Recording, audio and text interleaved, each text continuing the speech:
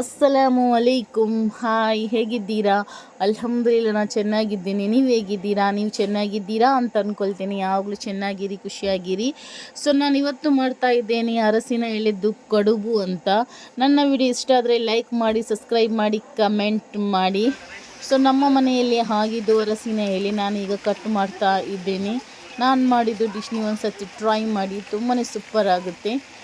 ಒಬ್ಬೊಬ್ಬರು ಬೇರೆ ಬೇರೆ ಥರ ಮಾಡ್ತಾರೆ. ನಾನು ಮಾಡಿದ ಸ್ಟೈಲಲ್ಲಿ ಮಾಡಿಕೊಂಡು ನೋಡಿ ಮತ್ತು ಕಮೆಂಟ್ ಮಾಡಿ ಹೇಳಿ. ಸೊ ನಾನು ಗ್ಯಾಸ್ ಮೇಲೆ ಒಂದು ಪಾತ್ರೆ ಇಡ್ತೇನೆ. ತುಂಬ ಮಳೆ ಇತ್ತು ನಮ್ಮ ಮನೆಯಲ್ಲಿ, ಊರಲ್ಲಿ. ಅದಕ್ಕೆ ಅರ್ಧ ಗ್ಲಾಸಷ್ಟು ನೀರು ಹಾಕ್ತೇನೆ ಮತ್ತು ಒಂದು ಅರ್ಧ ಕೆಜಿಯಷ್ಟು ಬೆಲ್ಲ ಹಾಕ್ತೇನೆ ಮತ್ತು ಸ್ವಲ್ಪ ಉಪ್ಪು ಹಾಕ್ತೇನೆ ಬೇಕಾದಷ್ಟು. ಮತ್ತು ಅದು ಬಿಸಿಯಾಗಿ ಬರುವಾಗ ನೀವು ಬೆಲ್ಲ ಈ ಥರ ಪಾಕ ಮಾಡ್ಬೋದು, ಇಲ್ಲಾಂದರೆ ಗುದ್ದಿನೂ ಹಾಕ್ಬೋದು. ನಾನು ಪಾಕ ಯಾಕೆ ಮಾಡ್ದಂದರೆ ಅದರಲ್ಲಿ ಕಸ ಇದ್ದದೆಲ್ಲ ತೆಗಿಲಿಕ್ಕೆ ಆಗುತ್ತೆ, ಅದಕ್ಕೋಸ್ಕರ.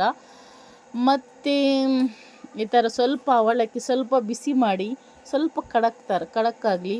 ಮತ್ತು ಆ ಪಾಕಕ್ಕೆ ನಾನು ಹಾಕ್ತೇನೆ ಒಂದು ದೊಡ್ಡ ತೆಂಗಿನಕಾಯಿ ಹಾಕ್ತೇನೆ ತುರಿ.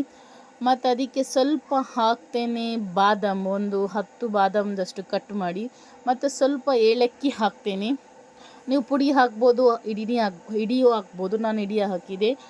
ಸ್ವಲ್ಪ 2 ಚಮಚದಷ್ಟು, ದೊಡ್ಡ ಚಮಚದಷ್ಟು ಎಳ್ಳು ಹಾಕ್ತಾ ಇದ್ದೇನೆ, ಬಿಳಿ ಎಳ್ಳು.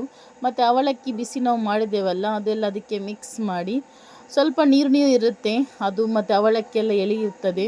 ಮತ್ತು ಸ್ವಲ್ಪ ತುಪ್ಪ ಹಾಕಿ ಒಳ್ಳೆ ಮಿಕ್ಸ್ ಮಾಡಿ. ನೀರು ಫುಲ್ಲು ಕಂಪ್ಲೀಟ್ ಹೋಗೋದು ಬೇಡ, ಸ್ವಲ್ಪ ಇರಲಿ ನೀರು, ತುಂಬ ನೀರಲ್ಲ, ಸ್ವಲ್ಪ ಡ್ರೈ ಮಾಡಬೇಡಿ, ಫುಲ್ಲು ಡ್ರೈ ಮಾಡಬೇಡಿ. ಮತ್ತು ಇದು ನಾನು ಅಕ್ಕಿ ಹಿಟ್ಟು ಅಂಗಡಿಯಿಂದ ತಗೊಂಡು ಬಂದದ್ದು, ಅದನ್ನು ನೀವು ಹಾಕಿ. ಇಲ್ಲದ್ರೆ ನೀವು ಮನೆಯಲ್ಲಿ ಅಕ್ಕಿ ಬೇಡ, ಅಂಗಡಿಯಿಂದ ಬೇಡ ಅಂತ ಹೇಳಿದರೆ ರೇಷನಿಂದ ಅಕ್ಕಿ ನೆನೆಸಿಟ್ರೆ ಆಯಿತು. ಅದನ್ನು ನೀವು ಮಿಕ್ಸರಲ್ಲಿ ಹರಿದರೆ ಆಯಿತು. ಇದು ನಾನು ಅಂಗಡಿಯಿಂದ ತಗೊಂಡು ಬಂದದ್ದು. ಸೊ ಸ್ವಲ್ಪ ಉಪ್ಪು ಹಾಕ್ತೇನೆ, ಸ್ವಲ್ಪ ತುಪ್ಪ ಹಾಕ್ತೇನೆ. ಬಿಸಿ ನೀರಲ್ಲಿ ನಾನು ಕಲಿಸ್ತೇನೆ. ನಾವು ಗೋಧಿ ಹಿಟ್ಟು ಚಪಾತಿಗೆ ಯಾವ ಥರ ಕಲಿಸ್ತೇವೆ ಅದೇ ಥರ, ಆದರೂ ಸ್ವಲ್ಪ ನೀರು ಸ್ವಲ್ಪ ಜಾಸ್ತಿ ಹಾಕಿ, ಸ್ವಲ್ಪ ಗಟ್ಟಿಯಾಗಿ ನೀವು ಕಲಿಸ್ಬೇಡಿ. ನೋಡಿ, ನಂದು 2 ರೆಡಿ ಆಯಿತು. ನಾನು ಅರಸಿನ ಎಲೆ ತೊಳೆದು ಎಲ್ಲ ಹೊರಿಸ್ತೇನೆ. ಮತ್ತು ಇದೇ ಥರ ಫೋಲ್ಡ್ ಮಾಡಿ, ಇದೇ ಥರ ಉದ್ದುದ್ದ ಮಾಡಿದರೆ ಆಯಿತು. ತೆಳುವಾಗಿ ಮಾಡಿ, ದಪ್ಪ ಮಾಡಬೇಡಿ. ಮತ್ತು ನನ್ನ ಅರಸಿನ ಎಲೆ ತುಂಬ ಸಪೂರ ಇತ್ತು, ದಪ್ಪ ಇರಲಿಲ್ಲ, ಅದಕ್ಕೆ ಸ್ವಲ್ಪ ಹೊರಗೆಲ್ಲ ಬರ್ತಾ ಇದೆ. ಮತ್ತು ನಾನು ಮಾಡಿದ ಇಂಗ್ರೀಡಿಯೆಂಟ್ ಅದಕ್ಕೆ ಹಾಕಿ, ಸ್ವಲ್ಪ ಜಾಸ್ತಿನೇ ಹಾಕಿ, ಕಮ್ಮಿ ಹಾಕಬೇಡಿ. ನೀವು ಫೋಲ್ಡ್ ಯಾವ ಥರ ಬೇಕಾದ್ರೂ ಮಾಡ್ಬೋದು, ಅಡ್ಡ ಮಾಡ್ಬೋದು, ಉದ್ದ ಮಾಡ್ಬೋದು. ನಾನು ಅಡ್ಡ ಮಾಡಿ ಫುಲ್ ಬಂದ್ ಮಾಡಿದೆ. ನೋಡಿ, ನಿಮಗೆ ಎಷ್ಟು ಬಂದ್ ಮಾಡಲಿಕ್ಕಾಗುತ್ತೆ ಅಷ್ಟು ಬಂದ್ ಮಾಡಿ. ಆವಾಗ ನೀವು ಬಿಸಿ ಇಡುವಾಗ ನೀರೆಲ್ಲ ಹೊರಗೆ ಬರೋದಿಲ್ಲ. ನಾನು ತಂದೂರಲ್ಲಿ ನೀರು ಇಟ್ಟಿದ್ದೇನೆ. ಮತ್ತು ಅದು ಅರಸಿನ ಎಲೆ ಇಲ್ಲದವರು ಬಾಳೆ ಎಲೆ ಅದೇ ಥರ ಮಾಡಿದರೆ ಆಯಿತು. ಟೇಸ್ಟ್ ಒಂದೇ ಥರ ಇರುತ್ತೆ, ಬಟ್ ಸ್ಮೆಲ್ ಇರಲ್ಲ ಅಷ್ಟೇ. ಸೊ ನಾನು ತಂದೂರಲ್ಲಿ ನೀರಿಟ್ಟಿದ್ದೇನೆ, ಅದಕ್ಕೆ ನೀವು ಹೋಗಿ ಇಟ್ಟಿದ್ರೆ ಆಯಿತು. ಮತ್ತು ನನ್ನ 2 ಚಾನಲ್ ಉಂಟು, ಅದಕ್ಕೆ 2 ಚಾನಲ್ಗೆ ಸಪೋರ್ಟ್ ಮಾಡಿ.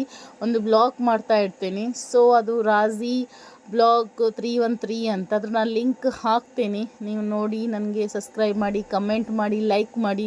ನನಗೆ ತುಂಬಾ ಸಪೋರ್ಟ್ ಮಾಡ್ತಾ ಇದ್ದೀರಾ. ಇದೇ ಥರ ನನಗೆ ಸಪೋರ್ಟ್ ಮಾಡಿ. Thank you so much. ಮತ್ತು ನೋಡಿ, ಈ ಥರ ತೊಂದರೆಯಲ್ಲಿ ಇಟ್ಟರೆ ಆಯಿತು. ಒಂದು 30 ಮಿನಿಟ್ ಆದಮೇಲೆ ತೆಗೀರಿ. ನೋಡಿ, ಬೆಂದಿದೆ. ನಾನು ಓಪನ್ ಮಾಡಿ ತೋರಿಸ್ತೇನೆ. ತುಂಬ ಬಿಸಿ ಇತ್ತು, ಓಪನ್ ಮಾಡಲಿಕ್ಕೆ ಆಗಲಿಲ್ಲ. ಬಟ್ ನಾನು ನಿಮಗೆ ತೋರಿಸ್ಗೋಸ್ಕರ ನಾನು ಬಿಸಿ ಬಿಸಿ ಓಪನ್ ಮಾಡಿ ತೋರಿಸ್ತಾ ಇದ್ದೇನೆ. ಚಪ್ಪೆ ಆದಮೇಲೆ ಚೆಂದ ಬರುತ್ತೆ ಅದು. ನಾನೀಗ ಬಿಸಿಯಲ್ಲಿ ತೋರಿಸ್ತಾ ಇದ್ದೇನೆ ಎಲ್ಲ, ಅದಕ್ಕಾಗಿ. ಒಬ್ಬರು ಅವಲಕ್ಕಿ ಎಲ್ಲ ಹಾಕೋದಿಲ್ಲ, ಅವರು ಖಾಲಿ ತೆಂಗಿನಕಾಯಿ ಹಾಕ್ತಾರೆ. ಬಟ್ ನಾನು ಅವಲಕ್ಕಿ ಹಾಕಿ ಮಾಡಿದ್ದೇನೆ. ಒಂದು ಸತಿ ಟ್ರೈ ಮಾಡಿ, ಕಮೆಂಟ್ ಮಾಡಿ ಹೇಳಿ. ನನಗೆ ತುಂಬ ಸಪೋರ್ಟ್ ಮಾಡಿ. ನೀವು ತುಂಬ ಅಂದರೆ ತುಂಬ ಸಪೋರ್ಟ್ ಮಾಡಬೇಕು. ನಿಮ್ಮ ಸಪೋರ್ಟಿಂದ ನನಗೆ ಇನ್ನೂ ವಿಡಿಯೋ ಎಲ್ಲ ಮಾಡಬೇಕು ಅಂತ ಇಂಟ್ರೆಸ್ಟ್ ಆಗುತ್ತೆ. ನನಗೆ 2 ಚಾನಲ್ಗೆ ಸಪೋರ್ಟ್ ಮಾಡಿ ಪ್ಲೀಸ್.